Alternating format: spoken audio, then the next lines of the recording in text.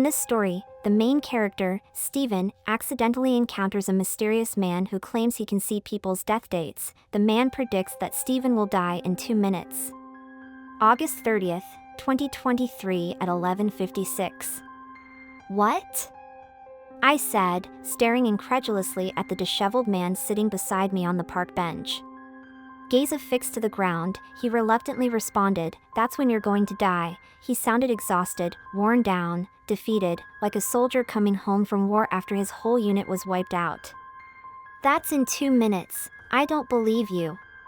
"Believe what you want, kid, it makes no difference to me." He glanced up at me, dark purple bags hanging low under his sullen, gray eyes. "I will," I said, standing to leave. I'd taken no more than 2 steps when something massive crashed down behind me. I gasped, spinning on my heels. An enormous tree branch lay on the park bench, exactly where I'd been sitting. My eyes grew wide as dinner plates and my heart began to palpitate wildly in my chest. He was right. "You're welcome," the man said, brushing stray leaves from his suit as he stood. He turned to walk away as I grasped for words.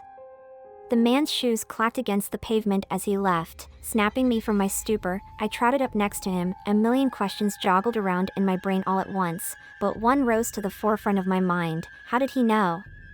"So, thanks for saving me." "Don't mention it," he said, without sparing me a passing glance. "How did you do that?" "Do what?" "Oh, come on, you know what I'm talking about." "How did you know I was going to die?" The man stopped in his tracks, turning to face me. He locked eyes with me, sending a chill rippling through my body. "Look, kid, I've had this ability ever since I was a child. It's a curse, and it's ruined my life. Be glad that you don't have to bear this burden." I stared behind him, pondering his statement. "I don't think it would be that bad. It might be nice to know when people are going to die so I can stop it, like what you did with me." The man paused, his eyes lighting up as he looked down at me. "You would actually want this?" "Yeah, I don't think I'd mind," I admitted, shrugging my shoulders. "All right, kid, I'll make you a deal. I'll transfer my power to you. I get a free conscience and you gain the ability to help, as you see it. But I'll only do this on one condition," he said, a smug grin tugging at the corners of his lips. I cocked an eyebrow. There it was, the catch. "What, are you going to ask for my soul or something?" "If that's the case, then no deal." "Oh no, nothing major like that. I just want something small, inconspicuous, barely even worth mentioning. My condition is that you can't transfer the power back to me under any circumstances, that's all." A sense of relief washed over me at his revelation. "Why didn't you just say that in the first place?" "I'll do it," I said, motioning to shake on it. I'm glad that we were able to come to an agreement.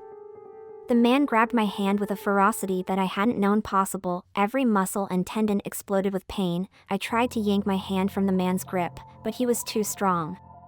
"Why are you doing this?" I stuttered as that awful sensation spread like wildfire to the rest of my body. "It's not up to me. Think of it as a down payment for the transfer." The man's visage glowed with pure elation as I dropped to the floor, thrashing violently, desperate to free myself from the absolute torture that I was being subjected to. My whole body ached, every cell in my system screaming in agony. I remember wondering if I was going to die, and then everything went black. I awoke to something scratchy poking me in the face. I groggily leaned up, rubbing my eyes. "Were you dead?" A boy no older than 5 was standing over me holding a stick. A kid, lovely. "Nope, I was just tired, so I took a nap. Where's your mom, buddy?" I asked, brushing away the rocks and dirt that clung to my arms. "She's over there," he said, pointing to a woman in a lavender cardigan sitting atop the same bench that I'd almost died on. "But you're a weirdo," he continued, much to my dismay, "and she doesn't let me talk to weirdos. Bye." And with that, he darted away. Normally I'd be happy to be left alone, but as I watched the boy run, my heart plummeted into my stomach, because a date suddenly flashed across my mind. December 18th, 2029. That meant the transfer had worked, but it also meant that boy only had 6 years to live. Well, this isn't going to be easy. I gradually mustered up the courage to do the right thing. I I shuffled up to the woman, anxiously mulling over the words in my mind. I knew that I was going to sound insane, but what else could I do? If I had the chance to save a life, then I needed to seize the opportunity. The woman gave me the once-over as I stood, scanning me up and down like she was a TSA agent sending me through a metal detector. I know this is going to sound strange, but, I can see people's death dates. Your son's is December 18th of 2029. I just felt like I needed to say something, in case there's a way to prevent it. The woman glared at me as she stood, dramatically snatching her purse. You're right, it does sound strange, and quite frankly, I think you belong in the loony bin. Stay away from me and my son. I grappled for something, anything to say as she furiously marched away, but I kept getting distracted by the number blaring in my mind the entire time I'd been talking to her. September 25th, 2074. I glanced at the boy as his mother hurriedly ushered him to the parking lot. I breathed a sigh of relief. December 16th, 2089, I'd done it. Mission accomplished, or so I thought. I began walking through the park to return home, ready to plop down in my bed and take a much-needed nap. I was beat. As I continued on, I passed a number of people soaking in the golden afternoon sun, a soccer team practicing shooting drills, 2 preteen girls racing on their bikes, an elderly couple watching the ducks. I knew when they all were going to die. Dates began assaulting my brain like angry hornets. February 10th, 2078, November 24th, 2056, March 19th, 2024. I couldn't stop them. They flooded my conscience, swarming my thoughts relentlessly, and it was driving me insane. I sprinted the rest of the way home, staring at the ground the entire way. I'd made a huge mistake. I needed to figure out how to ditch my newfound ability before I lost my mind, but how? Hey Steven, how was the park? Mom asked as I trudged through the door. It was fine, I lied, averting my gaze. Is everything okay? You're pale. Steven, look at me.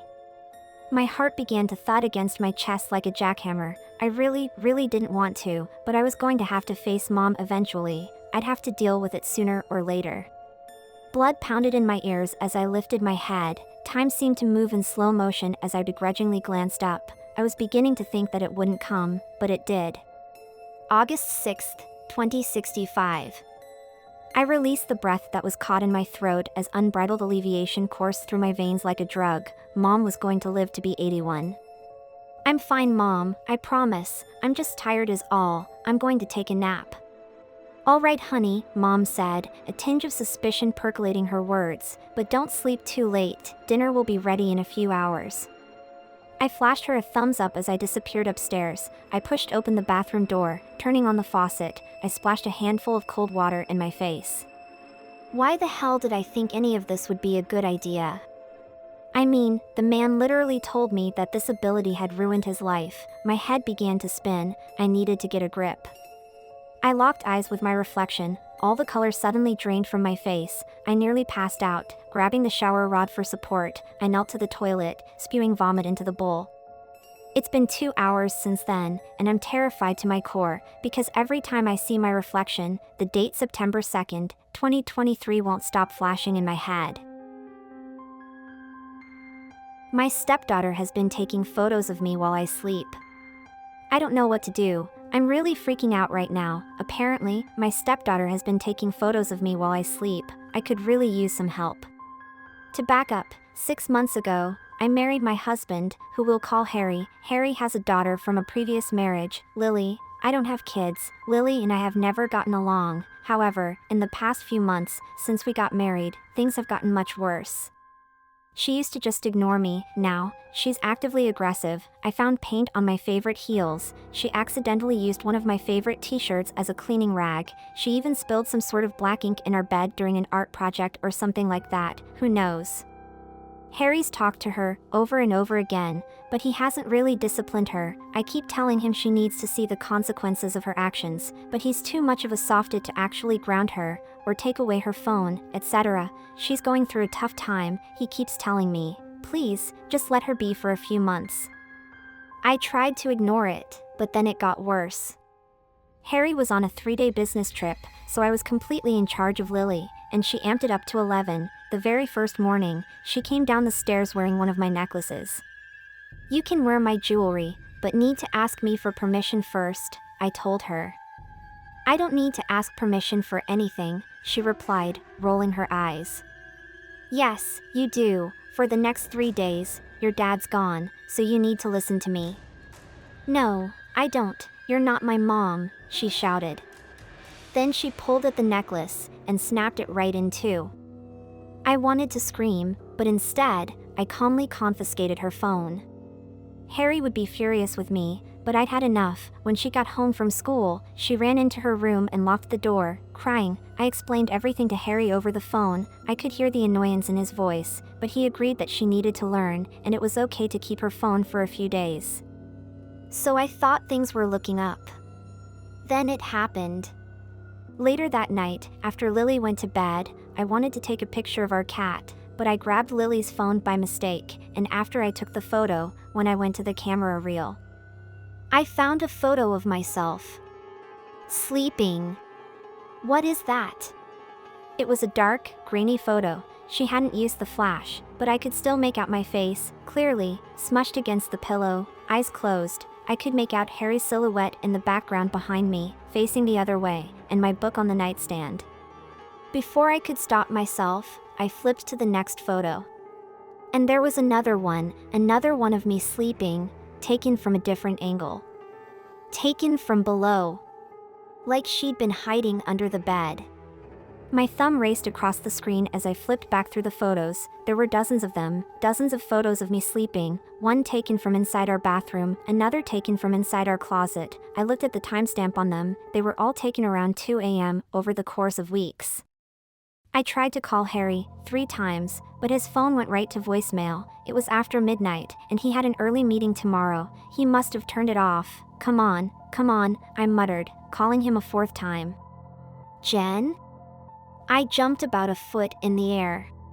Lily was standing behind me, in the semi-darkness. Her wavy hair hung halfway over her face. I backed away. "What do you want?"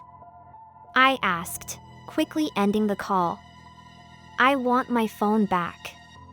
"Not tonight," I replied, my heart pounding. "Maybe tomorrow." She shrugged. "Okay." Then she went back upstairs and into her room.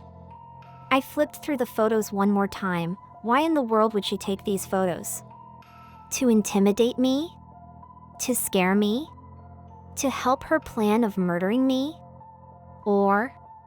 There was a much more likely, much less sinister reason. She could have taken them to embarrass me. Maybe she planned to post them all over TikTok or Instagram. Me, sleeping with my mouth open, looking like shit. Really mean of her. But not psychopathic. Still, I locked my door that night anyway. After talking to Harry, I felt better. He thought the same thing. She was taking them to post them online or something, but he was now in total agreement with me. This has gotten out of hand. I'm gonna talk to her as soon as I get back. So that was a relief, at least.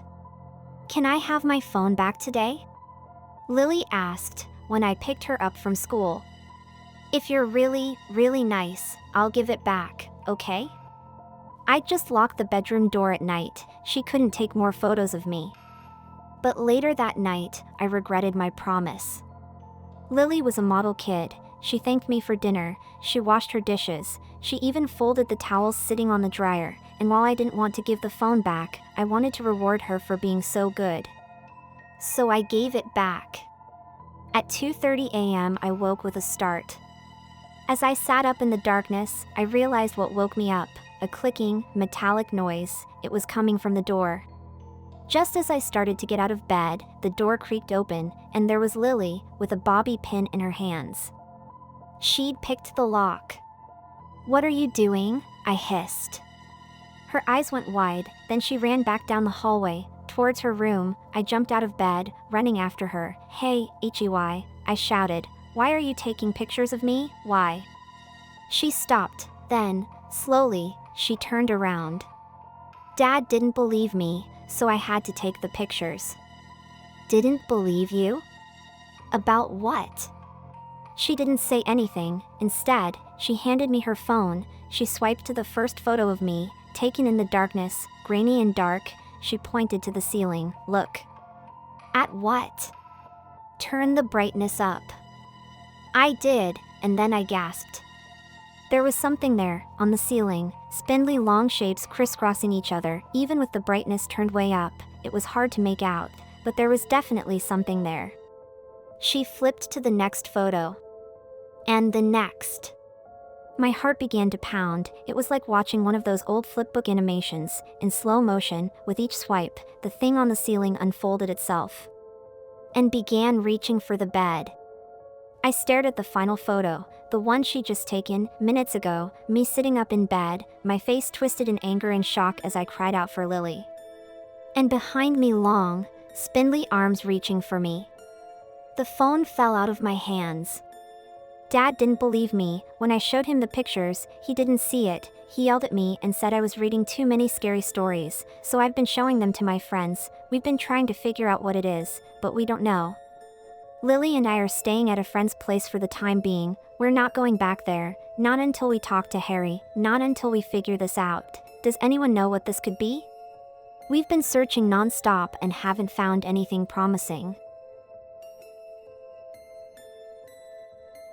I used to go out for walks along the canal next to my flat, waving to the canal boats and watching the swans. I used to hear children laughing in playground across the canal from my sitting room. I used to buy lunch for the vagrant that lived under the bridge. I used to call him Hobo Baggins. He used to refuse to tell me his real name, in case they found him and took him back to run some funky science on him and hatch aliens out his belly. Yes, he used to be one of those, but friendly. Enough. It's quiet now. There haven't been swans here for 2 years. The canal boats have been abandoned, marked with a red council notice stuck on the doors, and you rarely see anyone passing through.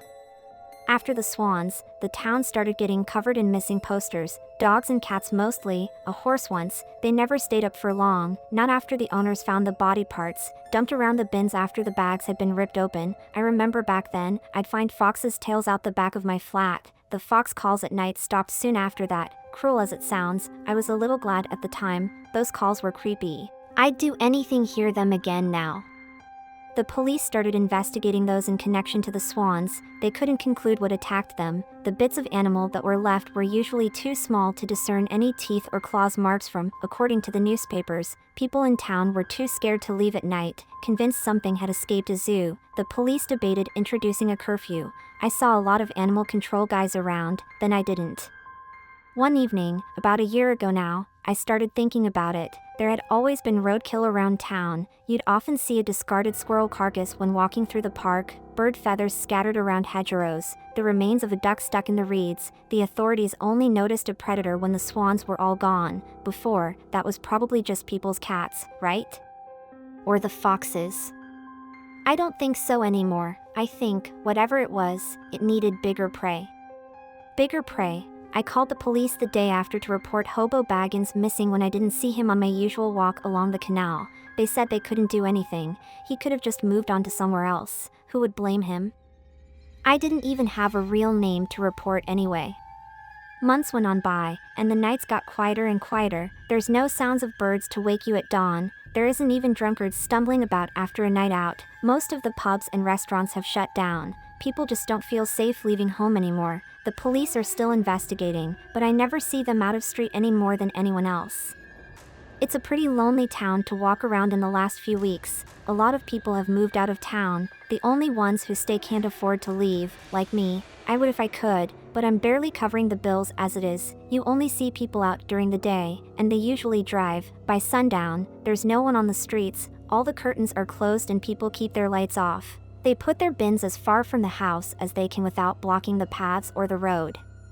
By morning, the bags will be ripped to shreds, anything edible in them will be gone, and anything inedible is chewed up and unidentifiable. The streets are full of crap people have thrown out into the street. The council have stopped sending bin men. I've phoned them, but the only response I get is that this service is suspended due to department restructuring. Sorry for the inconvenience. Last week, I got 2 phone calls. Any other place, any other time they would have been a godsend. Instead, they just add to the growing dread shadowing the town. The first was my boss. Don't bother coming in anymore. We're shutting the shop. I'll try and get your last payslip to you as soon as I can. He paused. I'll try and get you some redundancy pay too. Make up to 3 months' pay. use it to get out of town. I never got that money. The second call was from my landlord. He just left a voicemail. Hey, it's me. I've canceled your direct debit. Don't give me money anymore. I feel bad taking it. Just get out of town. We all know that's what we should do. Maybe if I had ever gotten that money from my boss, I could have gotten away. Not that I had anywhere to go. In hindsight, maybe just walking out of here would have been better than staying. I took my last walk along the canal on Tuesday. As I approached the bridge, I noticed something in the water, a rib cage, practically picked clean. It looked like it had been floating there a while too. I hoped it didn't belong to who I was thinking, but I knew, you just know sometimes. I called the police. I already knew what I would hear. The officer on the end of the phone made an incident report, told me that I couldn't know who it belonged to, not to jump to conclusions. An officer will investigate. I knew no one would. We both sounded exhausted, worn down, weighed down by the knowledge that nothing could be done. We went through the motions, trying to maintain a sense of normality. He wouldn't even tell me his real name. I was talking to my neighbor yesterday, an older gentleman. He was living here when I first moved in. He's on the same boat as me, no friends, no family, nowhere to go. He tried to convince me to leave. Pretty girl like you could get themselves far away from here. Don't need no money when you look like that, I scoffed. There's no one left here to take me anywhere. It's getting closer to the houses, I said to him as we stared out our first floor windows over the canal. Yeah, you hear those sounds it makes? I ain't heard sounds like that from no fox or badger. He continued to stare out the window, slowly shaking his head. Nah, they don't sound like that. I looked down out the window. The trees along the canal bank had scratches on them and broken branches, like something big had been climbing up there. Did you see the window on the ground floor? Yup, it had been ripped from the frame. The brickwork underneath had been gouged out, leaving a big gap in the wall. The inside of that flat had been trashed, smashed furniture, blood, hair, chunks of meat and bone all over the front room. Who lived there again? His hands trembled as he spoke. That dad who looked after his little girl, remember? I walked her to school once when he was ill. I said nothing in response. George, my neighbor said. I called it George. He gestured to the scratch marks outside. I was going to ask why, but why bother? What else? Last night was the worst night. The cries and howls I heard were like nothing I had ever heard. I had left my window open but the blind shut. It was just too warm to sleep. Just as I was drifting off, I heard heavy footfalls and a snorting sound. I froze, terrified. I could feel my eyelids peeling back into my skull, and my whole chest felt cold with fear. My legs and arms retracted into the fetal position. Then I just waited with my back to the window. After several minutes, the whole room shook as a heavy thud hit the wall behind me. A growl reverberated through me as the scraping started. It rapidly became more pronounced, more vicious. The scraping, snarling, scratching. I went through the motions of reassuring myself. It's the wind, it's the trees, it's the rain, it's anything except what it sounds like. This is it, I thought. This is my night. I really thought it was going to get in. Eventually, I must have fallen asleep. When I woke the next morning, I hoped that it might have all been a dream, a nightmare. I went out to check on my neighbor. His door was locked up and he wasn't answering. I went outside to see if I could see him through a window. Then I saw them, outside my window. I saw where the scratches had come from, big foot-long scars under my window on the first floor. They're big prints in the flower bed, not that they looked like anything I had seen before. I'm scared this time, not just creeped out, not just worried, really scared this time. I called the police again. I didn't even get an officer, just an automated message. Police station is unable to process calls at this time. We advise residents to stay with family or friends away from this location if possible while we investigate these events. If this is not possible, please remain indoors and barricade your home. Avoid unnecessary journeys. Under no circumstances leave your home at night. Do not investigate any strange noises or events. Keep calm. We are investigating. You know, I'm glad I haven't seen it. I'm glad it's only been scratches, and noises, and footprints in the flower beds. What if I saw it and it couldn't be unseen? I'm used to living with fear now. I don't want to live with nightmares. Whatever it is, it's getting bigger. How does something get that big without anyone seeing it? So here I am, I'm sure this is my last day here, and while I still have a means to communicate to the outside world, I'm telling you all of this, all of what happened here, about how easy it was for me to stick my head in the sand and hope it all wasn't happening, until I pulled my head up and realized I was trapped. So here is the last thing anyone will hear me say, a warning. If you hear of a quiet town, famous for its beautiful canals and swans, don't go, all the swans are gone. Earlier this week, on Sunday night, I had a dream in which I knew I was asleep. I was stood outside of my house in torrential rain at night and thought I needed to get inside in order to wake up. I approached the front door and placed my knuckles onto the door window ready to knock. I knew that my next action would bring me one step closer to consciousness. The moment I knocked on the door, the thudding sound of the knock was so loud, so frightening and so real that it woke me from my sleep. Bang, bang, bang. I jumped up immediately and listened out for a further knock at the door. I was roasting hot, sweating profusely, and my heart was beating so hard. I don't think I would have been able to tell the difference between a knock at the door and my thudding heartbeat. After I came to my senses and realized that the possibility of the door knocking at the exact moment of dreaming it is incredibly low, I fell back to sleep. Monday, the very following night, I had the same dream, right back outside the front of the house in the pouring rain again, intensely staring at the house. I slowly walked to the front door. This time it was open. I walked in and went straight into the kitchen. I opened the cutlery drawer and pulled out the largest meat knife I have. I looked into my reflection through the blade of the knife. If you stare directly into the reflection of your eyes for long enough, eventually it will hit you that someone is looking at you. You know it's your reflection, but for just a second, you forget and become self-conscious, as if it's somebody else behind your reflection's eyes. It didn't take a second of looking at my reflection through the blade to realize that somebody else was looking back. The moment I realized it was somebody else wearing my grin in the reflection, I slammed the cutlery drawer shut. Bang!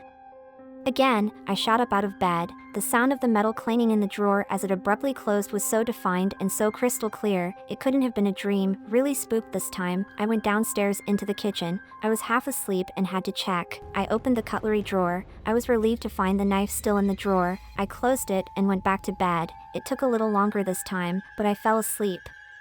Tuesday night, my dream started with that grin in the reflection. From the look in his eyes, I could tell that the man in the reflection knew he was looking back at someone confused and scared. I found myself looking into the reflection of the knife, already in my hand, while stood outside of my house in the rain. The front door was open again. I walked into the house, directly up the stairs and into my bedroom. I looked at the bed and saw someone sleeping in it. It was me. I knew what I was going to do, but also knew that I couldn't stop myself. Instead, I kept thinking over and over again, wake up. My emotions were both in two extremes at once. I was terrified, but at the same time I was thrilled and excited to kill. Wake up. I shot right out of bed and stood up. I was absolutely drenched in sweat, roasting hot, but relieved to find nobody stood in front of me with a knife. It took a few seconds to realize that I was gripping something tight in my hand. I knew what it was even before I looked down at it and saw my reflection in it. It was the meat knife, and this time the reflection in it looked terrified. I don't sleep anymore. No sleep, only deals. I never thought I'd be saying this, but I swear to God, my Walmart experience was nothing short of a nightmare. No, not the usual kind of Walmart nightmare, long lines, screaming kids, you know the drill. This was something ripped straight out of a horror movie. You see, there's a Walmart on Elm Street. Yep, that Elm Street. They say it was built on an old lot where something terrible happened years ago, but nobody will tell you what exactly. Being new in town, I didn't think much of it. I needed groceries and toiletries, and Walmart was the closest place. I arrived there at 11 p.m.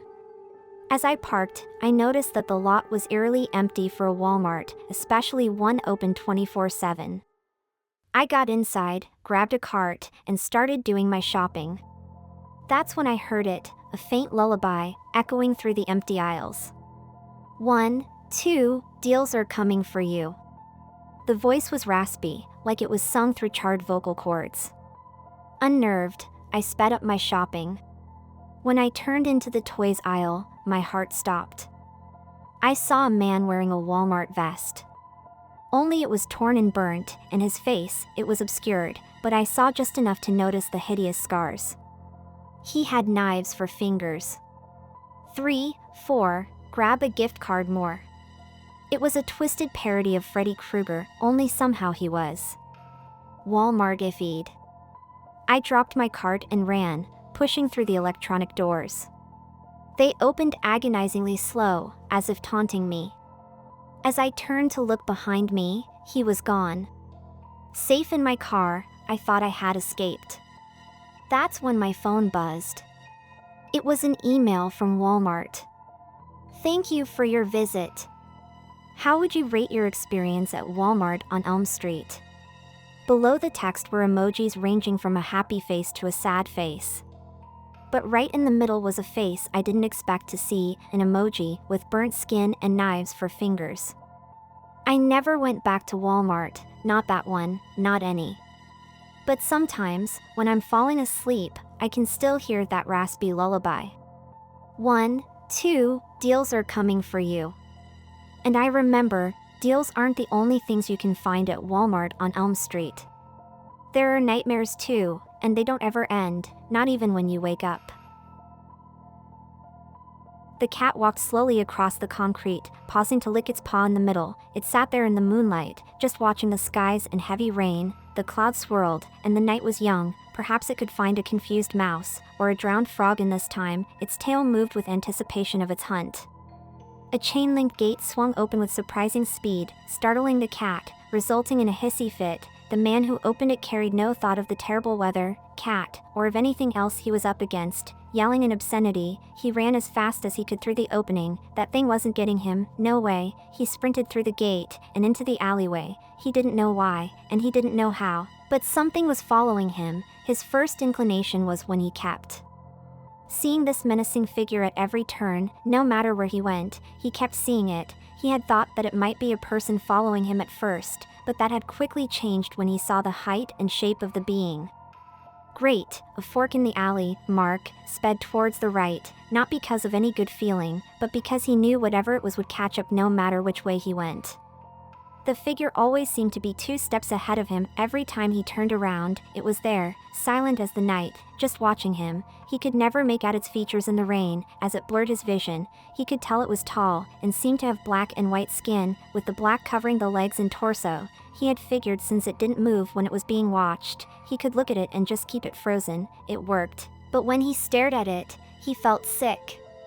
Like something was clawing its way out of him. His worst memories resurfaced in his brain, among them an embarrassing date, a lost pet, his sister's funeral. He had turned away, and crawled for a few seconds until he could stand up again. Then he ran far from the creature, the thing that, like his memories, he could not seem to escape. Suddenly Mark slipped on a giant puddle, interrupting his thoughts. Immediately, his jeans and hoodie became soaked on contact. Picking himself up from the water, the feeling to look back was too great. He turned around. There it stood, as real and frightening as ever. What really startled him was that it was closer because of his tumble, only a mere 20 feet away. Trying not to scream, in case that triggered a reaction from the creature, he spun around and ran.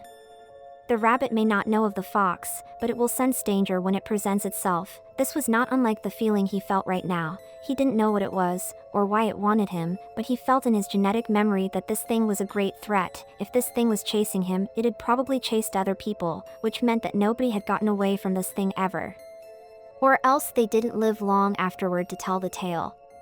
Mark ran out of the alleyway, and into the street. The rain had been coming down hard, he knew that, but until now he hadn't realized how much. The street was overflowing with water, it was even coming onto the sidewalks. A flash flood. He wasn't really surprised nobody was out, even if it was New York. With this weather, everyone else would be inside closed and locked doors, leaving him alone with.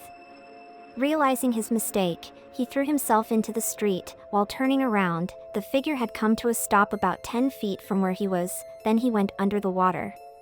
It was a little surprising being underwater in a city street, but at least it wasn't deep. Finding a hold in the asphalt, he pushed himself up and out of the water. Looking around, he found that the street was going uphill or downhill depending how you look at it. This meant that there was a slight current in the water, not enough to pull him away, but enough to make him unsteady. Mark looked around, frantic about the creature's whereabouts. In the pouring rain, he couldn't see 10 feet in front of him. If the creature really wanted him, then he was about as vulnerable as he could have possibly been. Looking around, he finally spotted it about a yard away. This close, and in the rain, it looked like something out of a horror movie. It stood around 8 feet tall at first glance, but as he tried to find its head, it just seemed to get taller, like an endless ladder. Looking closely at it, he noticed that what he had originally thought was skin was actually a formal suit, complete with a tie. It was both comical and terrifying at the same time. Much like a clown, it took an ordinary object and perverted it, twisting it into something sick. Upon even closer inspection, he realized it was far from perfect. It had large rips in the tie, and one sleeve was torn off about halfway up. It had many tears in the fabric, and was stained with several foreboding rust-colored spots, but when he finally found its face, he screamed. It wasn't that there was no face, but it was just so horrible that his mind immediately erased the image from his head every second he spent staring at it. He literally could not remember what it was. But it terrified him beyond belief. Snapping himself out of his trance, he moved to the right, narrowly avoiding a tentacle. How had he missed that?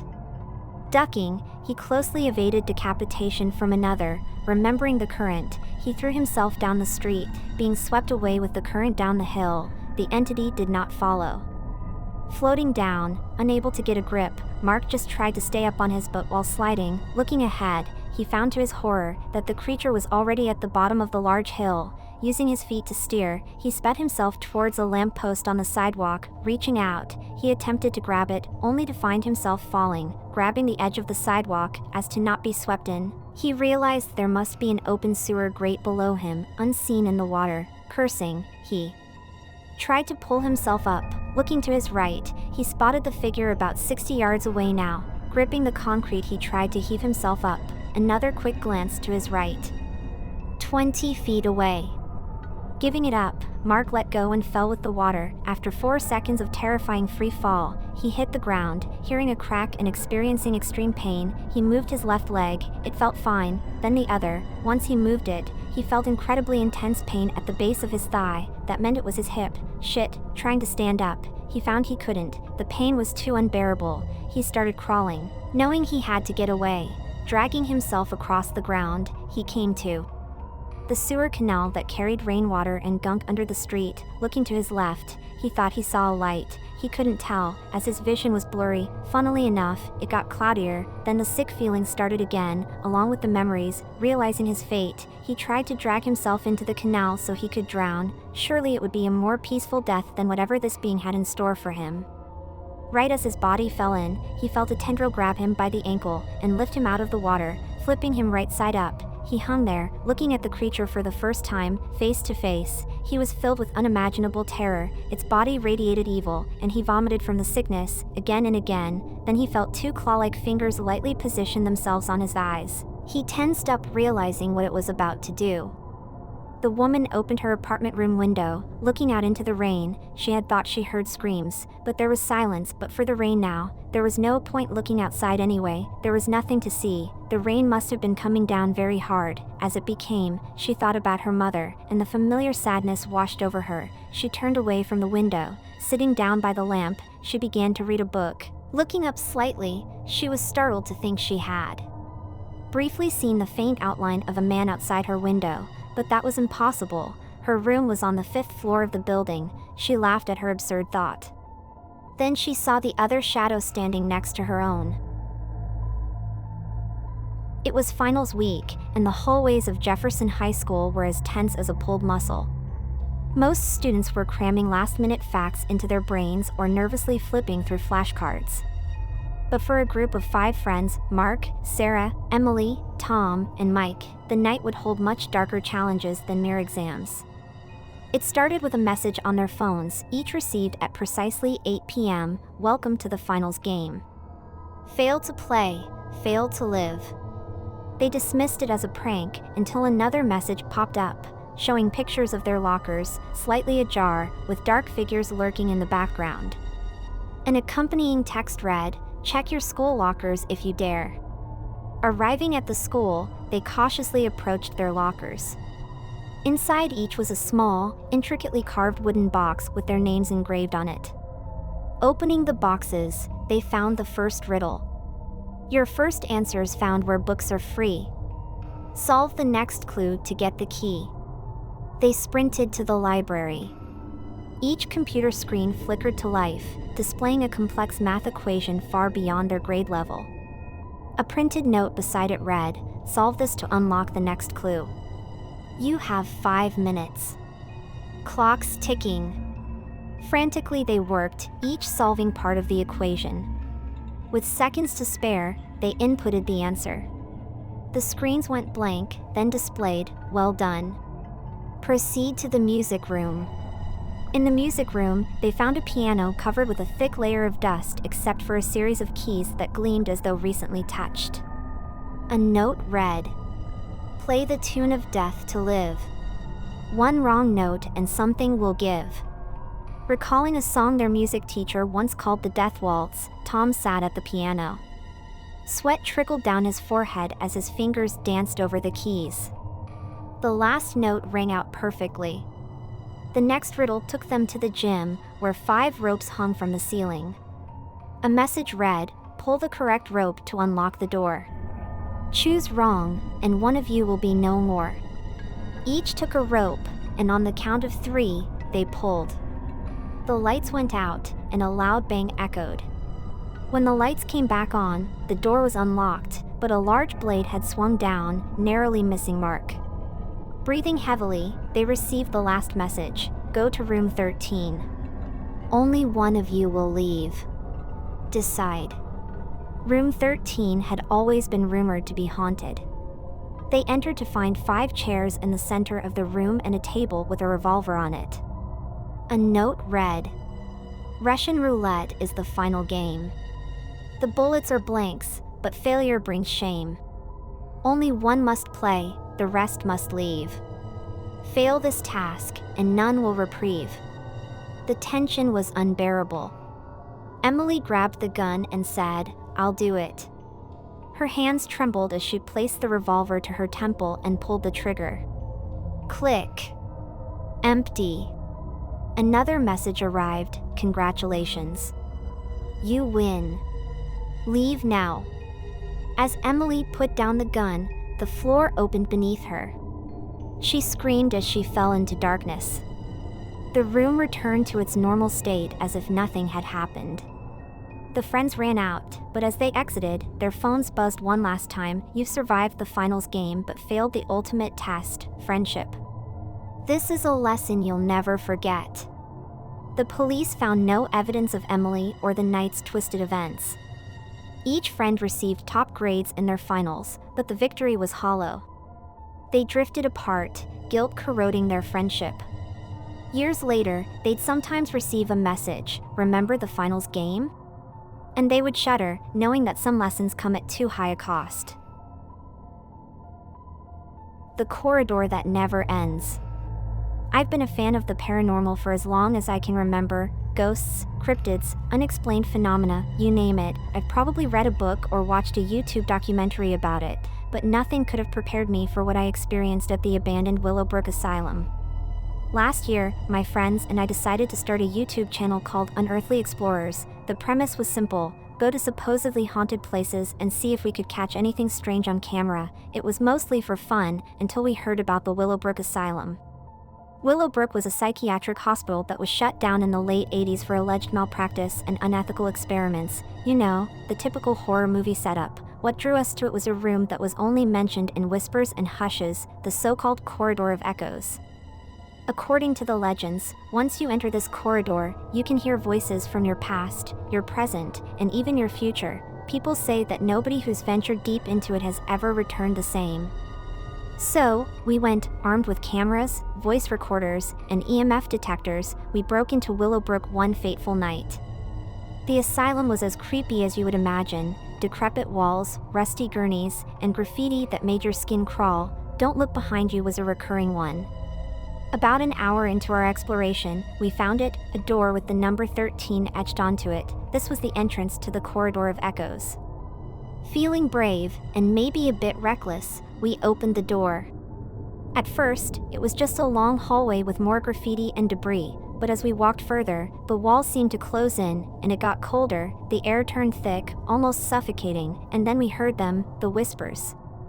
My friends and I froze. I heard my own voice whispering things I'd never said, talking about events that hadn't happened yet. It was surreal and horrifying. The others heard different things, but none of us were willing to share at that moment. We tried to turn back, but here's the thing, the corridor wouldn't end. We walked for what seemed like hours, but we never reached the door we entered from. It was as if we were trapped in a never-ending loop. Panic set in. My friend Lisa started crying. Jake was frantically checking his phone, which had lost all signal. Then, in a desperate move, I screamed, "Is anyone here with us?" The corridor went dead silent, and for a moment, I thought I had made a terrible mistake, but then we saw it. The door with the 13 marking slowly appeared at the end of the hallway. We ran as if our lives depended on it, burst through the door, and found ourselves back in the main hall of the asylum, panting and gasping for air. We didn't say a word to each other, we just packed up our equipment and left. None of us have spoken about that night since, and we disbanded Unearthly Explorers for good. But here's the most chilling part. A week later, I played back the audio from our voice recorders. Amidst the static in our hushed conversations, I heard something that made my blood run cold. My own voice whispered, "Don't trust them. They are not who you think they are." I don't know what it means, and honestly, I don't want to find out. All I know is, some corridors are better left unexplored. I've always thought of Walmart as the go-to place for pretty much anything you need: food, clothes, electronics. But after what happened to me last week, I'll never go there again, ever. It all started when I decided to buy a toolkit for my home. Amidst all the options, one caught my eye. It was affordably priced and was called the Special Kit for Special Occasions. Weird name, I thought, but maybe it's just a marketing gimmick. When I got home and opened the box, not only did it have the usual hammers, screwdrivers, and whatnot, but also a strange metal medallion. It was heavy and engraved with symbols I couldn't recognize. For some reason, its presence didn't just feel odd, it felt ominous. The next day, weird things began to happen. My neighbor's cat, who's always been friendly, suddenly started hissing at me as I passed by. My TV turned on and off by itself, displaying eerie static and distortions. But the strangest part came at night. I heard a noise in my garage. When I went down to check, all my tools were strewn around the garage, as if someone had taken them out and thrown them. Amidst the chaos, the metal medallion lay there, except now, it was inexplicably red hot, as if someone had heated it, though no one had touched it. I decided to return the kit to Walmart to get this mess out of my life, but when I did, the employee who heard my story went pale and said that the special kit was never supposed to be for sale. He grabbed the box and quickly disappeared into the back room, leaving me bewildered. Later that night, there was a knock on my door. Opening it, I found the same Walmart employee standing there. He held the same box in his hands. "This has to be with you. It's yours now," he said, and just walked away, leaving me holding the box. I don't know what to do. I don't know what this medallion is or why it's affecting me this way. If anyone has any advice or similar experiences, please help. I'm scared to even think about what will happen if I open that box again. And yeah, don't buy the special kit from Walmart. You don't want to find out what happens when you do. Time Was Running Out is a scary story about one man and strange spooky sound. The human mind starts acting strangely after a person has been alone for a long time. That's what I tried to tell myself as I lay in my bed, tossing and turning. It had to be my imagination, I said over and over. That sound I heard, that tapping, talking sound. I was all alone in the North Woods. For 10 days, I had been ice fishing during the day and then writing in my journal at night. The cold weather and bleak landscape around me was the sort of break I needed from my high-pressure job in the city. Everything had been peaceful and quiet until now. Now my mind was obsessed by the sound that I had been hearing for what seemed like hours, the sound of something tapping on the lake ice that surrounded my cabin on nearly all sides. I got out of bed and peered out the window of my cabin.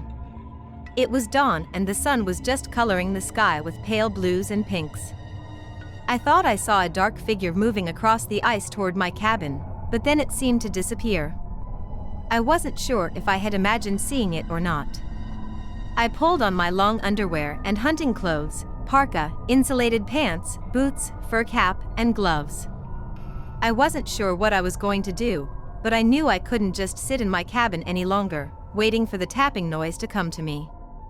If I did, I'd go crazy. I slipped outside and gulped in breaths of the icy cold air. Outside, the sound was even louder. As I listened to it echoing across the frozen lake, I suddenly realized what must be causing it. A person was coming toward me, testing the ice with a pole. Each time the pole was set down against the hard surface of the ice, it made a tapping sound. A wave of relief washed over me, but it was soon replaced by an uneasy curiosity about who might be coming toward me in this isolated wilderness. Who was it? And why did he want to find me? Instinctively, I sought cover in a stand of huge fir trees. I wanted to see who was making the noise before being seen myself. I waited there for what seemed like an hour, listening as the tapping, talking sound grew closer and closer. Finally, I realized that my fingers and toes had grown numb and stiff. I was risking frostbite if I remained still any longer. I stepped out from the cover of the trees. Gazing across the frozen lake around me, I couldn't see anyone. But now I heard the sound moving in a different direction, away from me. Somehow, the person tapping his pole on the ice had circled around me and was now moving away. Forgetting that I hadn't eaten breakfast or supplied myself with food, I began to trail the mysterious sound. Even though it was moving away from me now, I feared it even more. It had an evil persistence that drilled into my brain. I had to know what person was prowling on these lakes. I didn't want to be surprised by a sudden intruder in my cabin. For hours, I followed the tapping and talking across the ice. It led me in a half circle around the lake. I was beginning to feel hungry and cold, and suddenly, I knew I had to head back to my cabin. If I didn't get there by nightfall, I would freeze to death on the lake. I came to a halt on the ice, my legs trembling with fatigue. And as I turned my back to begin my walk home, my blood turned even colder than before. I realized that, now, the tapping sound was following me. It was tracking me down across the ice. Panic began to seep through my body. It made me feel weaker than before, but I started to run anyway. Before, I had been curious, and then fearful, of the sound. Now I was terrified. Talk. Talk. Talk. The sound seemed to grow louder and louder in my ears. I staggered across the icy lake, no longer checking for the thin places in the ice where warmer currents ran. I knew only one thing. I had to escape that sound before it caught up with me. Talk. Talk. Talk. Suddenly, I sprawled forward onto the ice. My legs had given out. I was starving and could feel the frostbite creeping into my fingers and toes. But the sound of the tapping, talking pole didn't stop. It came closer and closer, hunting me down like a predator's victim. Talk. Talk. Talk. In my mind, I could see who must be carrying that pole. His face was covered by a bushy black beard. His eyes were evil and hungry. His ragged teeth worked hungrily under red lips. I lay on the ice, unable to move. I knew it was only a matter of time until the talking sound reached my face, frozen against the ice. And time was running out. No! I screamed. And I sat bolt upright. Looking around me, I saw the warm, wooden walls of the cabin where I was staying in the North Woods. But the sound, that dreadful sound, was still there. I turned around and saw the old-fashioned clock hanging on the wall over my bed. It was ticking and talking, its sound still tapping at my feverish brain. The thing in the back seat. It was the night after Karen turned 16. She had begged her father to let her get a car for her birthday. After hearing her ask again and again, he finally gave in and said yes. They drove to the used car lot right after dinner. Karen had gotten her driver's license just that afternoon, and she drove her father's large sedan cautiously down the road. They had agreed that the car should not cost much, and that it would not be too sporty or fast. Secretly, Karen hoped that she might find a bright red car, maybe even a convertible, and convince her father to buy it. But she was willing to settle on anything he agreed to buy. After all, What she really wanted was a set of wheels to give her freedom.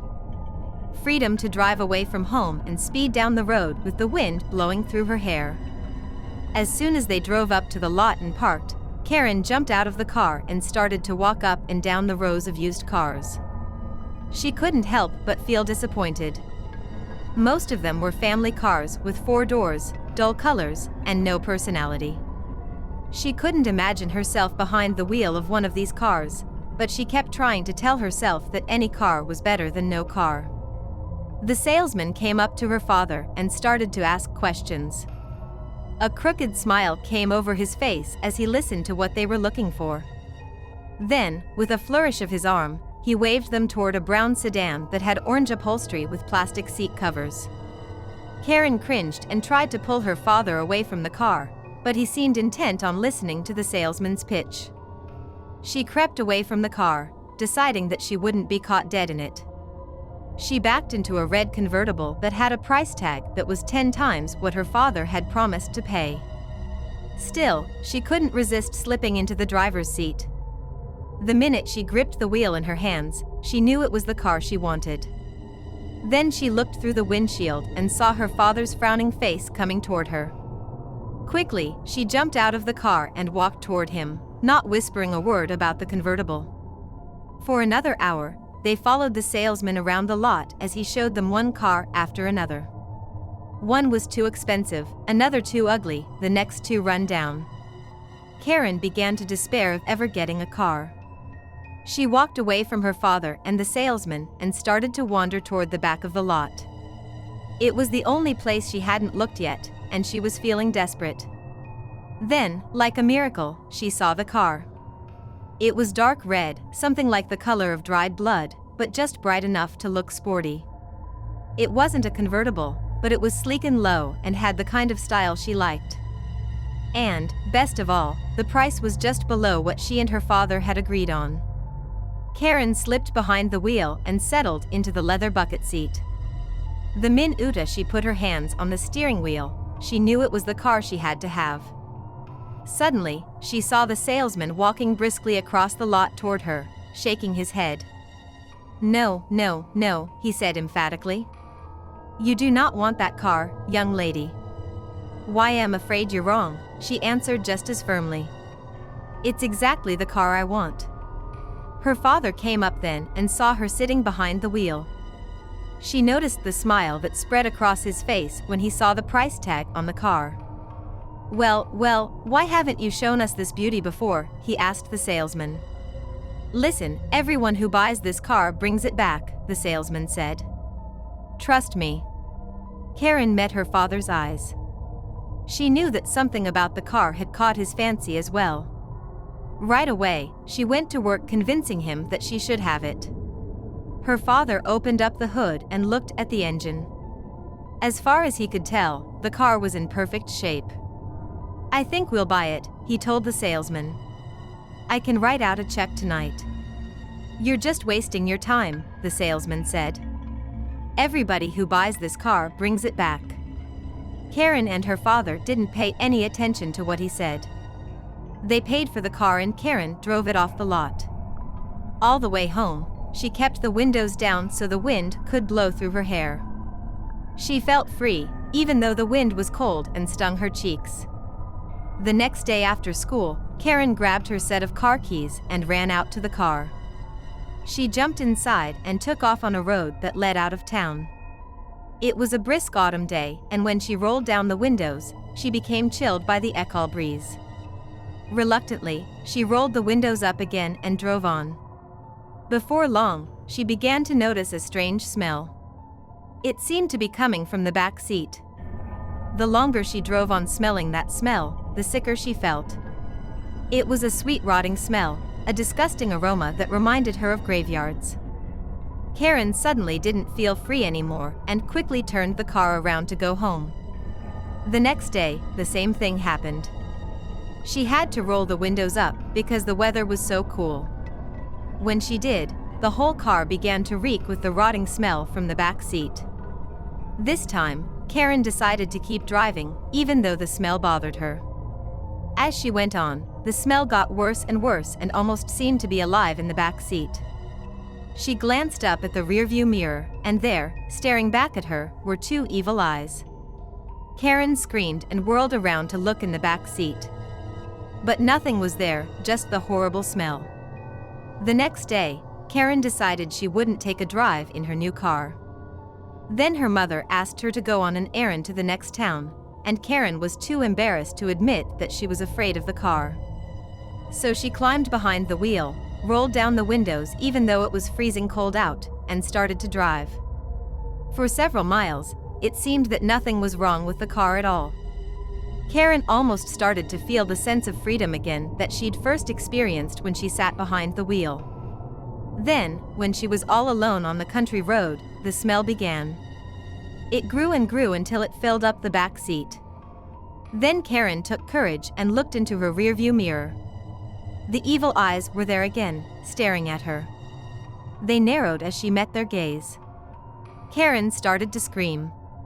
Just as she did, a hand reached from the back seat and grabbed her shoulder. She whirled around.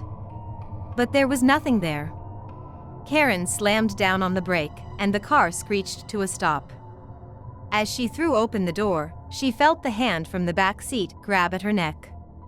She looked up into the rearview mirror, and the eyes were there, leering at her. With all her strength, she pulled loose and jumped from the car. She ran all the way home, trying to escape the thing in the back seat. The next day, Karen and her father took the car back to the lot. The salesman shook his head when he saw them. By evening, the car was back in its place at the rear of the lot.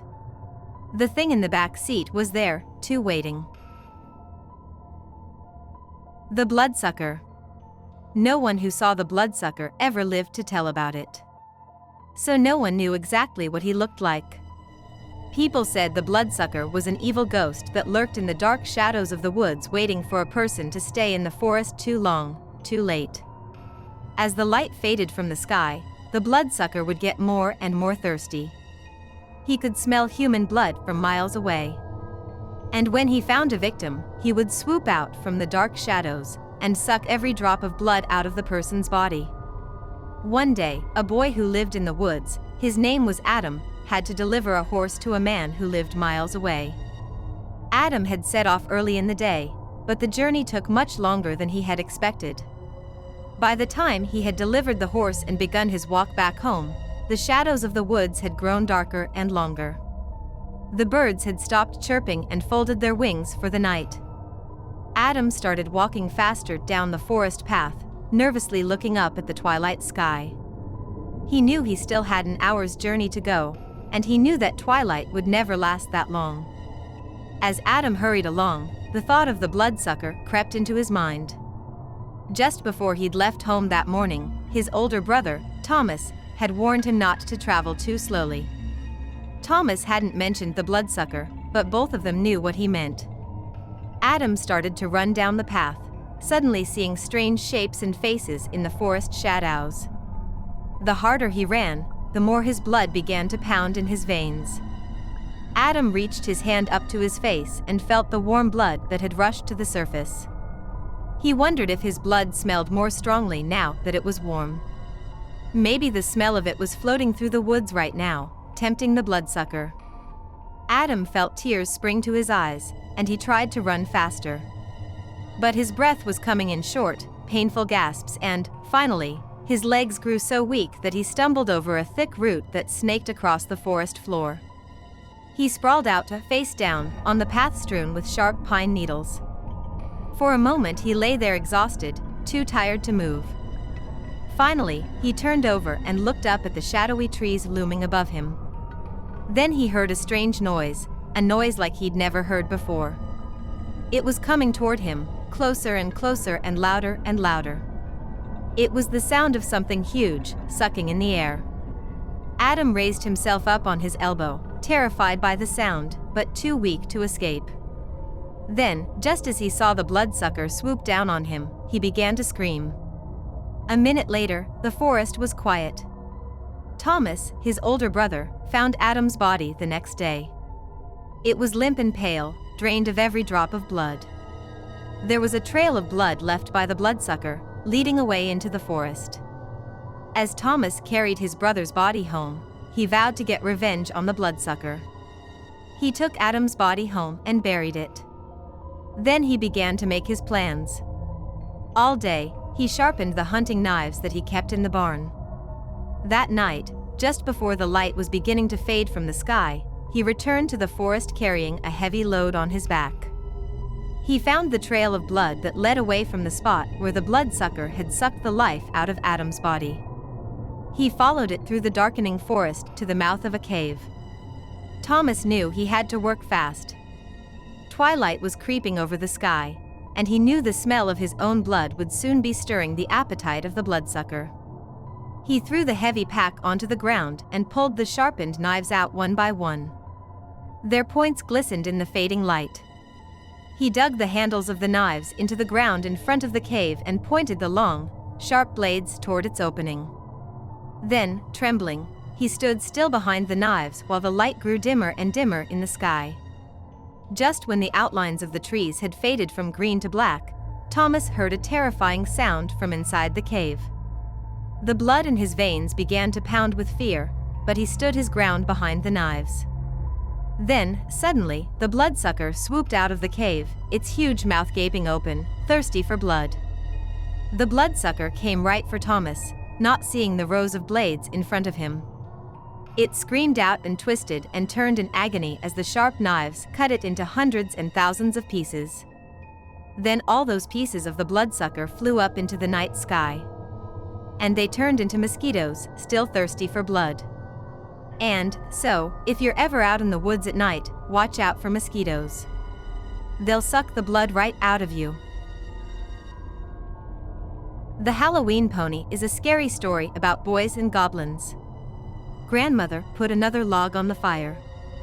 Outside the little house, which was not far from the sea, the wind was howling so fiercely that it set the windows rattling. "Listen to that," said the old woman. "There's a storm brewing for sure." She stirred the coals in the fireplace with a heavy poker until the new log caught and began to blaze. Satisfied, she turned to her 3 grandsons, who were sitting on the floor gazing thoughtfully into the flames.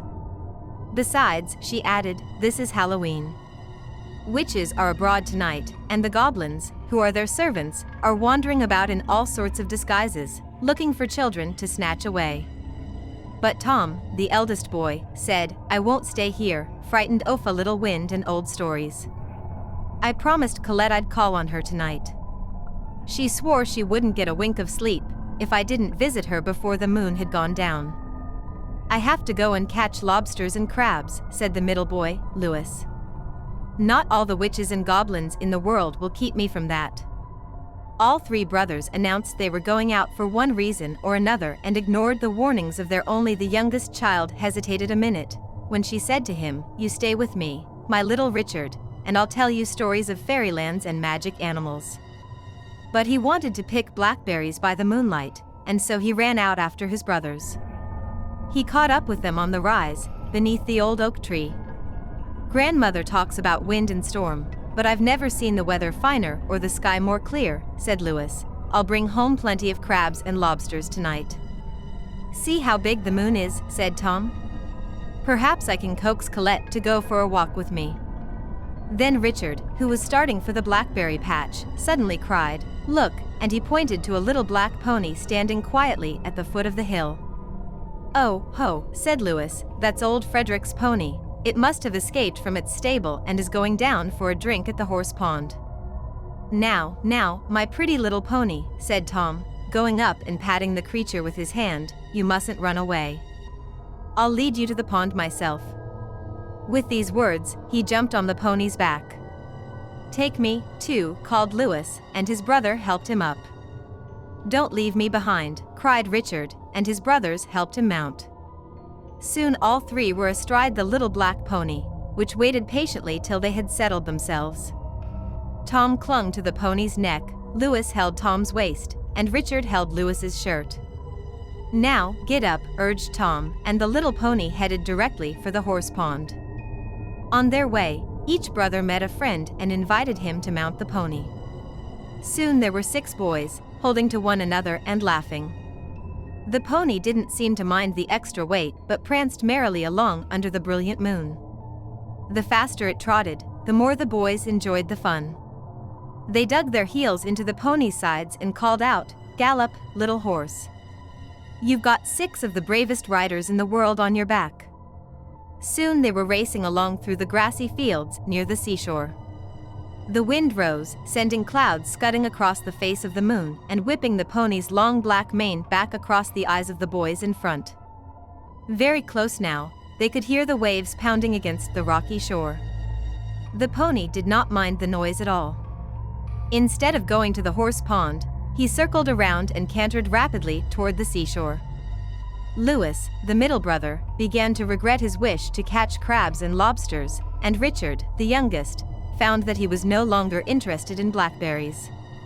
Both held onto their seats on the pony that was galloping at breakneck speed down toward the beach. The eldest boy, Tom, seized the madly charging pony by the mane and tried to make it turn around.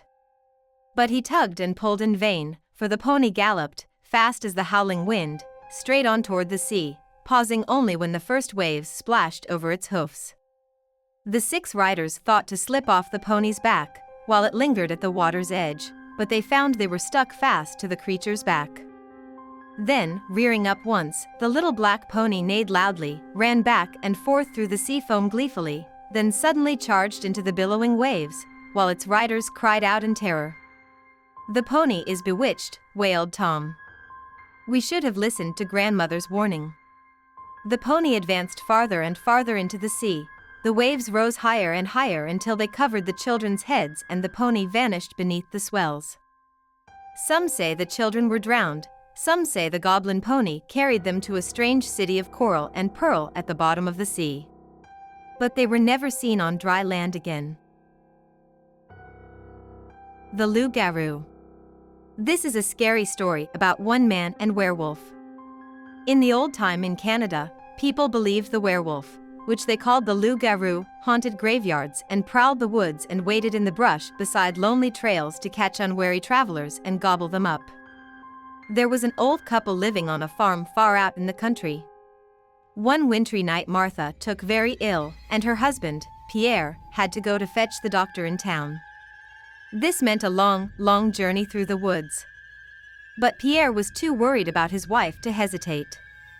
He hitched up his horse to his sleigh and set out through the lightly falling snow. As he went along, he could hear nothing except the scrunch, scrunch of snow under the sleigh's runners and the horse's hoofs. The old man wasn't thinking of anything except getting help for Martha as fast as he could. They were now a long way into the woods. Moonlight shone on the snow, which lay thick on the ground and on branches of the pine trees all around. Sometimes from deep in the shadows would come the sharp report of an ice-heavy branch snapping and dropping to the ground. Once, Pierre heard an owl hooting. Except for these sounds, silence lay heavily over the forest. The road ahead was level and easy enough for the horse. But suddenly the animal began to slow down. Pierre shook the reins and shouted, "Get up," but the horse was hardly moving at all now. It was as if he was pulling a 2-ton load, rather than the little sleigh with its single passenger. The old man flicked his whip, but the horse merely shook its head and made a frightened little whinny. The poor animal was breathing rapidly, his warm breath making clouds like the steam from a steamboat's chimney. Sweat was running down his flank. Now Pierre could feel some of the horse's fear sinking into him. Then there was a low growl just behind him that stood his hair on end. Turning, he discovered what looked like a great big black dog or wolf, its teeth and the claws of its forepaws sunk into the back of the sleigh, its hind paws dragging on the ground, bringing the sled nearly to a halt. For one terrible moment Pierre stared directly into the creature's burning yellow eyes. Then, almost without thinking, he cracked his whip across the monster's snout. The wolf gave a howl of pain and loosened its hold on the sleigh for a moment.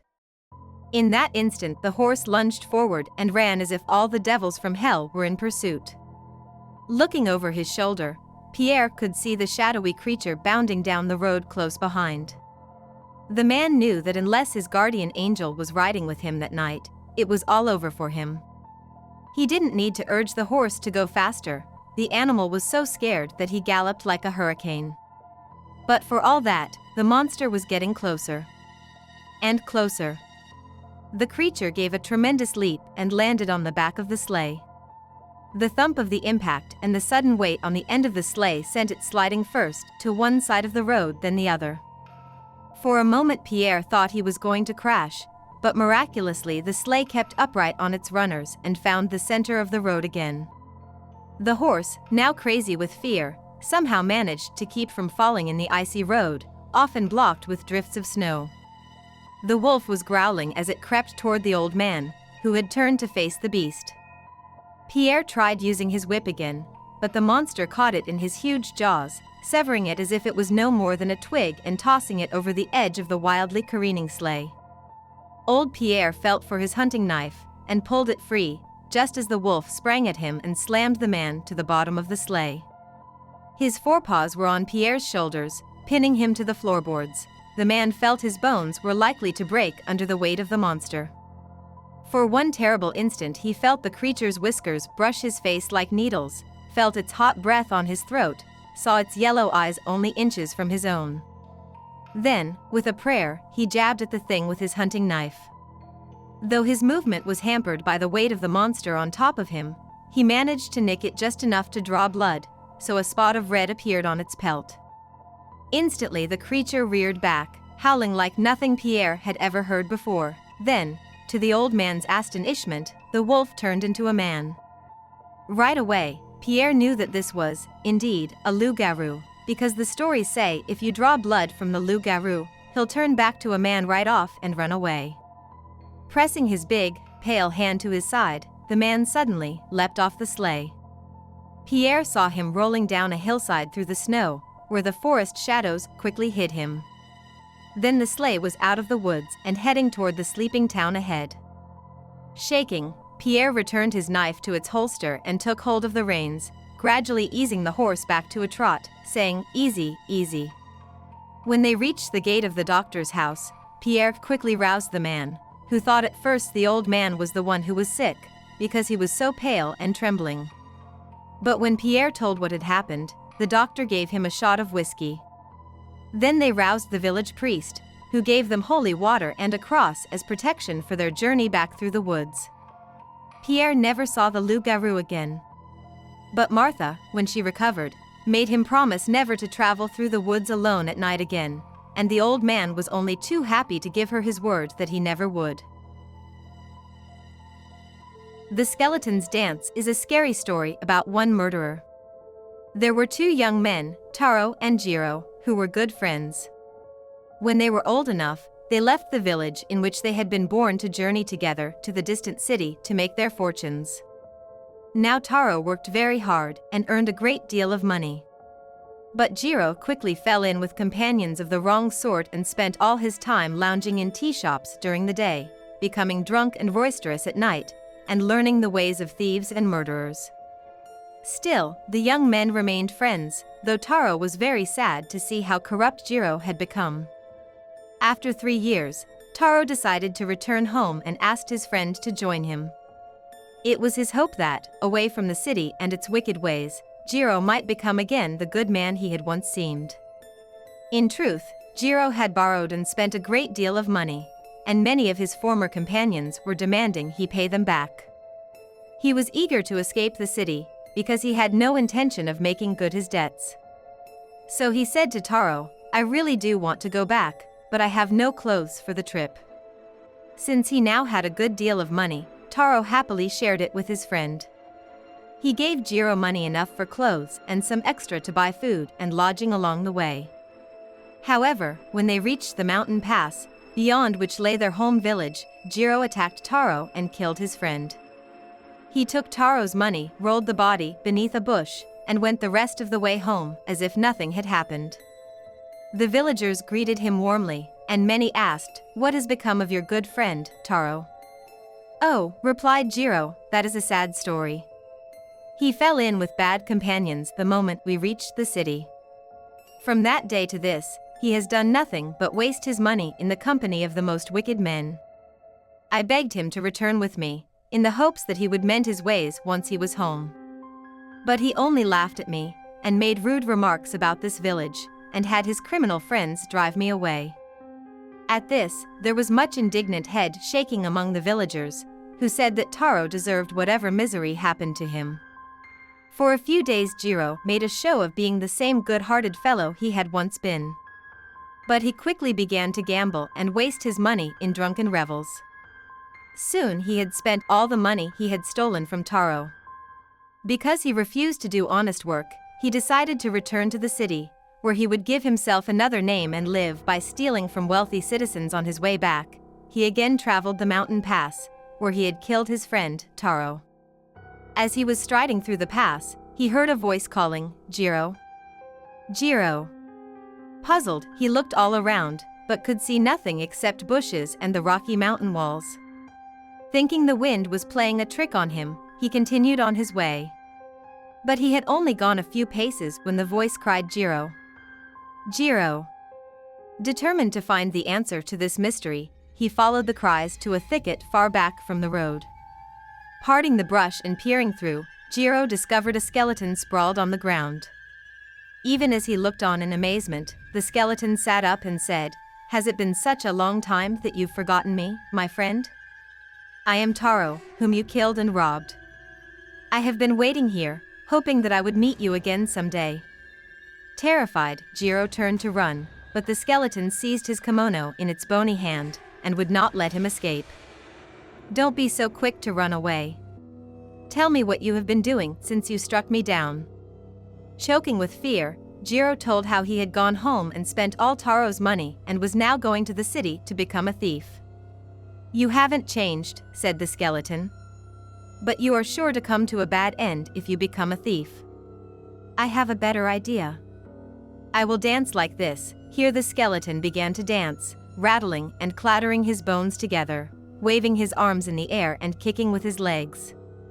Then he continued, "You can put me in a box and carry me around with you, and people will pay you to see me dance. Since I won't eat or wear clothes, and money means nothing to me, you can earn a great deal without expense." "Why should you do this for me?" asked Jiro, though his mind was already filled with pictures of the fortune he could earn. "I am bound to you in death as in life," said Taro. "Will you accept my offer?" "Yes," said Jiro. Then he took the skeleton and purchased a beautiful teakwood chest to store item and toured the countryside, playing a flute while the skeleton danced in front of wondering crowds. The money poured in, enough so that Jiro could spend it as fast and foolishly as before, and still have some left over. Eventually word of Jiro and his dancing skeleton reached the most powerful lord of the province. He summoned Jiro to his castle and told him to have the skeleton dance in the vast hall that was filled with his guests. Jiro opened the chest, stretched Taro's skeleton out on the bamboo matting, and began to play a lively tune on his flute. But the skeleton simply lay there. Jiro played tune after tune, then began to yell and curse, but the skeleton refused to move. Finally, in a rage, Jiro took his flute and began to beat upon the bones, commanding them to get up and dance. At that moment, the skeleton sat up, climbed to its feet, and walked to the throne of the great lord. There, bowing humbly, it said, "My lord, I have been dancing all this time, just so word would reach you, and I would be brought before you. In my life, I was your honest subject, Taro. This fellow killed me and robbed me of my money." Then the skeleton told exactly how this had happened. The lord, who was a just man, was angered at the way Jiro had betrayed his friend. "Seize that man, and take him away to be tried," he ordered his guards. At that moment the skeleton fell to pieces before the throne, and 3 days later Jiro was sentenced to death for his crimes. The Outdoor Toilet is a story about 2 young boys who wander off to explore an old abandoned house in the countryside. I was 7 years old and my brother was 5. We spent the summer at our grandmother's house. She lived in the countryside and kept a few chickens and pigs in the fields behind her cottage. She didn't keep too much of an eye on us and let us do as we pleased. Her only rule was that we were forbidden to wander off beyond her fields. For a few days, we managed to amuse ourselves in the courtyard, feeding the animals and playing with the dog, but we soon got bored. As the days went on, we began to roam further and further away from the cottage. On one of these trips, we saw an old, abandoned house down the road. The windows were boarded up and the garden was overgrown with weeds. Before we could even think about exploring it, our grandmother called us back inside, under her watchful eye. Late that night, while lying in bed, we talked about the abandoned house. It seemed mysterious to us and we wanted to explore it, even though it meant disobeying our grandmother. The next evening, when our grandmother was feeding the pigs, we slipped away and headed for the house. We climbed over the low fence and walked around the dilapidated building. The boards over the windows were secure and the door was locked. Around the back, the grass was tall and thick and there was an old outdoor toilet. It was eerily silent. We couldn't hear any noises at all. Even the birds didn't sing. I started to get a little nervous and told my brother we should go back home. "I need to go to the toilet," my brother said. "Wait until we get back to Grandma's," I replied. "No, I can't," he whined. My brother went into the old outhouse and shut the door. While I was waiting for him, I walked around the house again and tried to peer through the boarded windows, but it was too dark inside to see anything. Eventually, I got tired of waiting and went back to the outdoor toilet. I banged on the door and shouted, "Hurry up," but there was no reply. I pulled the door open and was surprised to see it was empty. My brother wasn't there. I assumed he left without me, so I just went home. When I got back, Grandma was in the courtyard, feeding the dog. I asked her where my brother was, but she said she didn't know. So, my brother didn't come back, I thought. Just in case, I went inside and searched the house. He was nowhere to be seen. I went outside and walked around the cottage, but there was no sign of him. Again, I asked my grandmother if she had seen him. She got mad and said that it wasn't her job to play hide and seek with us. Then something hit me and I felt my heart sinking in my chest. Maybe my brother fell into the toilet in the outhouse. I turned and ran back down the road, all the while imagining my brother drowning in the filth below. I jumped over the fence, ran to the outdoor toilet, yanked open the door, and peered down into the hole. There was nothing there. No filth.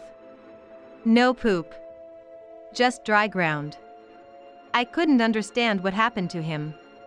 Where could he have gone? Confused, I climbed over the fence and went back to our grandmother's house. On the way, I saw a man rushing down the road. He was carrying something in his arms. Something big. When I recognized my brother's jacket, I ran to meet him. My brother's jacket was torn at the shoulder and it was stained with blood. My grandmother came running and the man brought my brother into the cottage. The man began to say that he had found him near his home. When my brother saw me, he grabbed my arm and pulled me close. "Am I alive?" he whispered in my ear. "Yes," I replied. "You're alive." "Are you sure?" he asked. He kept repeating it over and over.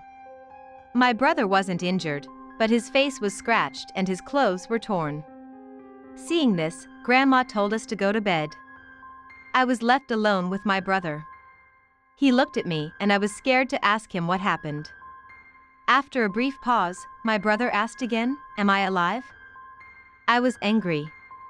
"Yes, you're alive," I said. "What are you, stupid?" Then, "Are you alive?" my brother whispered. I rolled my eyes and told him to go to sleep. In the morning, I was awoken by my mother. Usually, my parents only came at the end of the summer to collect us and bring us home. I smiled, but she didn't smile back. She just told me to put on my clothes and come out to the car. I got dressed in a hurry and I noticed that my brother's bed was already made. I went out into the courtyard and saw my father there, talking to some other people. I went over to greet him, but he just patted me on the head and told me to get into the car. It felt like something strange was going on, but I didn't know what it was. Then, I saw my grandmother. She was in tears. I was afraid to ask what happened. Nobody was paying attention to me. The adults were all busy with other things. Only after some time did I realize from listening to their conversations that no one had found my brother. Nobody had brought him home. He was still missing. Nobody ever saw him again. The bogey. Have they told you about the bogey yet? Jeffrey felt his body tense. Kenny's whispering voice was so close to his ear that it sounded like a snake hissing. Kenny slept in the bunk next to his, and their heads were only inches apart. "Be quiet," Jeffrey whispered back. "I'm trying to sleep." "You don't know about him, do you?" Kenny sounded determined to talk, even though it was against the rules after lights out. "So what if I don't?" Jeffrey said. "It sounds like a scary story." "Listen, this is your first year at Camp Cypress," Kenny said. "You don't know half the stuff that goes on around here." Jeffrey felt the hair stand up on the back of his neck. Kenny had just made him remember the creepy feeling he'd had when he first came to Camp Cypress 4 days ago. It wasn't like the other camps he'd gone to. It was on the edge of a swamp. And it was more isolated and run down. Even his parents had looked a little nervous about leaving him. "This place used to be an old private hideout," Kenny said in a low voice. "If you look around, you can find old coins and things." Jeffrey lay in the darkness, breathing in and out nervously. He knew Kenny was going to tell him about the bogey, even if he didn't want to hear it. "About 200 years ago," Kenny went on, "a pirate named Captain Bogey made his hideout here. He buried the treasure he'd stolen from hundreds of ships. But his first mate double-crossed him. He shot Captain Bogey and stole the treasure. The captain slowly bled to death. But before he died, he vowed that his ghost would come back for revenge. And that's the bogey. He still wanders through the swamp at night, carrying his knife. And he's still looking for revenge." Jeffrey lay in the darkness, listening to his heart pound. He knew the story about the bogey couldn't be true. But, still, he didn't like to think about it. The trees around Camp Cypress were so dark and thick. And, every night, the counselor of their cabin, Peter, made one of the campers go out in the middle of the night and get one of the charred logs from the camp bonfire, just to prove he wasn't afraid to do it. Of the boys in the cabin, 4 had already gone. That left only Kenny and himself for tonight. As Jeffrey lay there in the dark, he heard Peter clear his throat from across the cabin. A nervous chill ran down his spine. That's what Peter always did just before he woke everybody up for the nightly test, the coward test, he called it. "Ready to go tonight?" Kenny whispered in Jeffrey's ear with a snicker. "It's either you or me, and I already did it last year." Jeffrey felt the nervous twinge in the pit of his stomach begin to spread throughout his body. He told himself that Kenny's story was just a joke. But the idea of the bogey had begun to grow real in his mind. "It's time for the test," Peter suddenly called out in his low voice that had an edge of meanness to it. Jeffrey heard the rest of the boys in the cabin groan and yawn. Everyone was getting used to Peter's trick of waking them up, but they still didn't like it. "Jeffrey, get up," Peter's voice ordered. "You're taking a little walk tonight." A rush of fear shot through Jeffrey's body, leaving his arms and legs feeling weak and heavy as stone. He struggled out of his bunk and pulled on a sweatshirt and his jeans. "You know what you have to do, Jeffrey. You go through the swamp to where the big bonfire was tonight. The trail is pretty dark this time of night, isn't it, guys?" The voices of the 4 boys who had already done the test answered back with scary sounds. "You pick up one of the charred logs from the bonfire, and then you come back here with it to prove you're not a coward." Jeffrey swallowed hard and slipped his feet into his sneakers. He knew he couldn't refuse to go. That would brand him as a coward for the rest of the time he was at camp. As he headed for the door, Peter hissed in a low voice, "Don't let the bogey get you." Jeffrey stepped out onto the dark path that led away from the cabin to the bonfire site. He could hear the croaking of the frogs from the swamp. In the distance, he could see the other cabins of the camp. He wondered if any of the campers in the other cabins had to do the test. Or was it just Peter's sick idea? Jeffrey squinted into the darkness ahead of him, trying to make out the trail through the dark trees. There was only a thin sliver of a moon to guide him, and he began to grope his way in the dark, feeling the trees along the sides of the narrow path. A sudden sound made Jeffrey freeze in his tracks. It came again, a soft, scuffling noise from behind him. An animal, he told himself. He started down the path again, moving more quickly, trying to escape the sound that padded along behind him. But it kept following him, not sounding like an animal anymore. It sounded like the bogey. The soggy earth of the trail suddenly came to an end at the bonfire, and Jeffrey rushed over to the cold embers. He felt around until he found one of the charred logs. And then, he heard the soft thud of footsteps behind him. He clutched the log in his hands and jumped up, sensing the presence of something only inches away. He whirled around and began to run back down the trail to the cabin. But the footsteps found him in the dark and followed closely behind, like evil shadows. Through the panic in his mind, Jeffrey thought about the sound of the footsteps. Their sound was muffled and soft. They came after him, slowly closing the distance between them, no matter how fast he ran. "Don't let the bogey get you." Peter's words raced through Jeffrey's mind with every breath he took. Jeffrey knew he was close to the cabin now, but the footsteps were close to him, too. Then, with a sickening feeling, Jeffrey heard something slice through the air behind him. An intense pain cut through his back once, twice, and he almost crumpled to the ground. But fear made him stagger on until, finally, he reached the cabin door.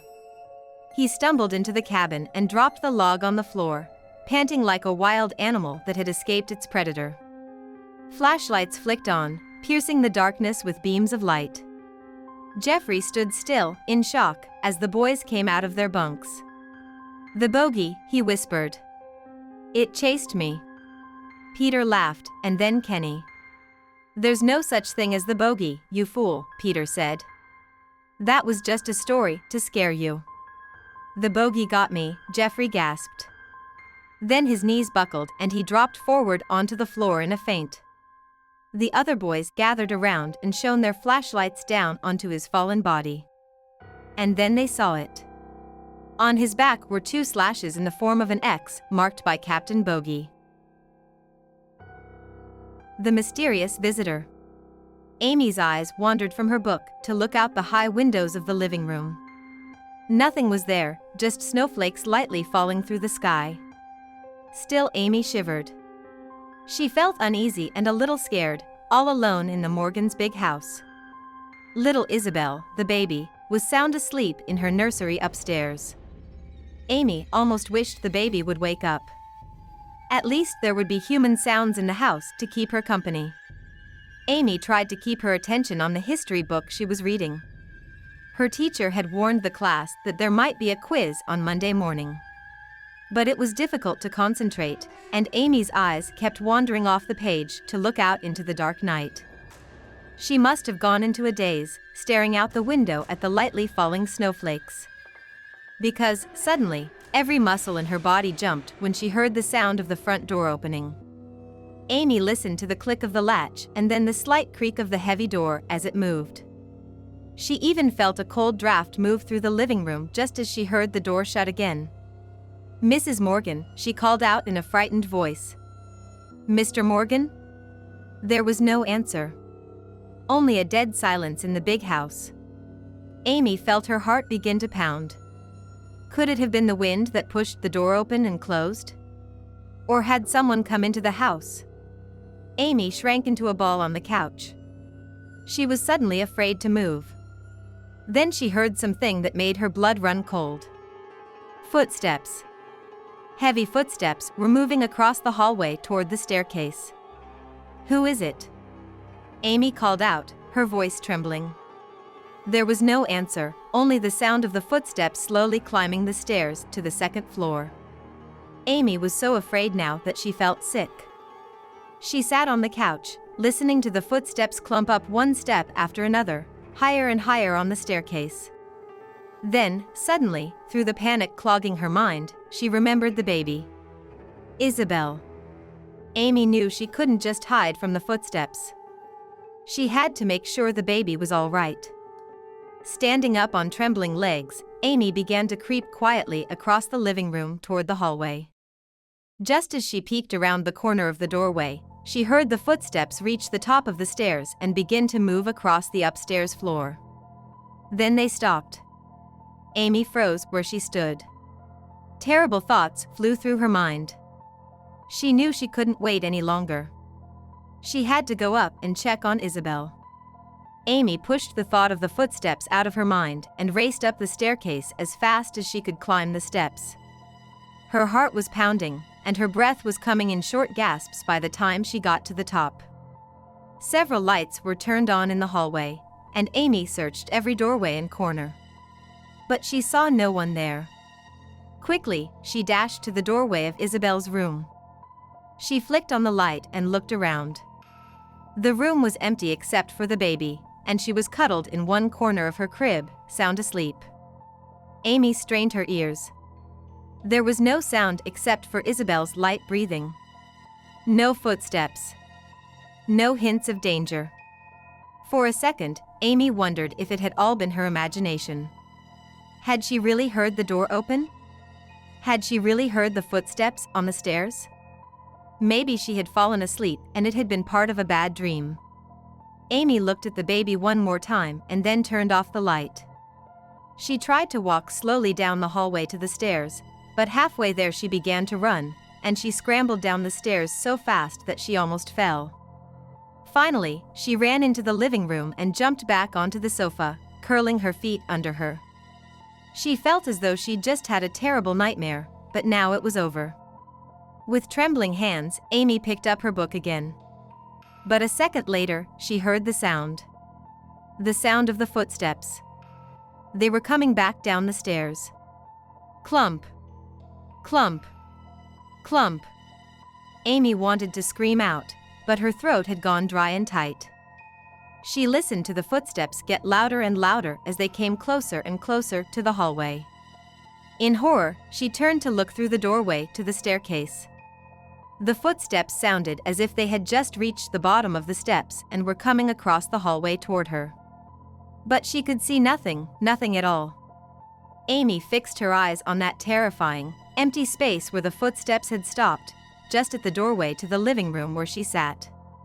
For several agonizing moments, there was silence. Then the footsteps turned away and walked toward the front door. The door latch clicked and, once again, the solid wooden door swung open. Amy heard the heavy footsteps walk outside. Then the door shut and the house was filled with silence. Slowly, Amy stood up and began to walk toward the front door. She walked over to the place at the doorway where the footsteps had waited. Then she went to the front door and slowly, carefully opened it. The snow was swirling down in big, thick flakes now. Amy looked down at the sidewalk. In the snow she saw large, deep footprints, walking away from the house.